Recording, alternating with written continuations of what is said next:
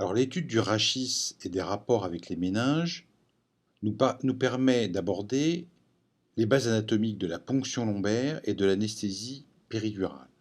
Quand il existe une pathologie du système nerveux central, celle-ci peut entraîner une modification du liquide céphalorachidien. Il peut alors être utile de le prélever pour l'analyser. Pour prélever du liquide céphalorachidien, il faut connaître les limites de la moelle épinière et les limites du sac dural. On peut en effet ponctionner à la partie inférieure du canal vertébral, à l'intérieur du sac dural, pénétrer dans l'espace subarachnoïdien afin de pouvoir prélever du liquide céphalorachidien. Alors, rappelons-nous que le cône médulaire est en regard des vertèbres L1, L2 et que le sac dural se termine aux alentours de la vertèbre S2.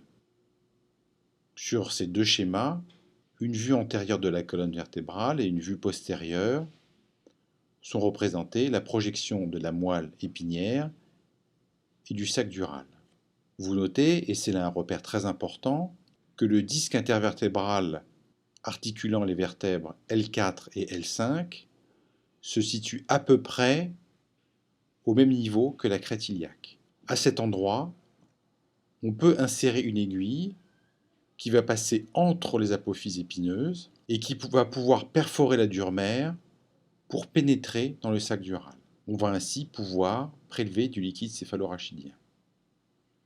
C'est ce qui est montré sur ces photographies, où on demande aux patients de faire le dos rond de manière à ouvrir au maximum l'espace entre les épines, et en enfonçant l'aiguille tout doucement, on va pouvoir recueillir du liquide céphalorachidien. À ce niveau, c'est-à-dire dans l'espace interépineux L4-L5, à hauteur des crêtes iliaques, il n'y a pas de risque de léser la moelle épinière. Le prélèvement de liquide céphalorachidien est fondamental pour faire le diagnostic de certaines pathologies neurologiques, comme une méningite infectieuse, qui peut être rapidement mortelle si elle n'est pas diagnostiquée, ou des maladies neurodégénératives comme la sclérose en plaques. Enfin, l'étude des rapports moelle épinière méninge permet de comprendre l'anesthésie péridurale.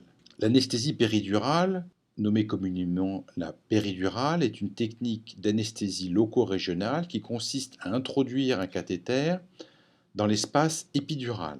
L'aiguille contenant le produit anesthésiant peut être introduite par le hiatus sacral afin d'infuser le produit anesthésiant qui va diffuser plus ou moins haut dans l'espace péridural et anesthésier ainsi les racines de la queue de cheval. On peut ainsi faire une anesthésie de la région périnéale afin d'envisager un geste chirurgical.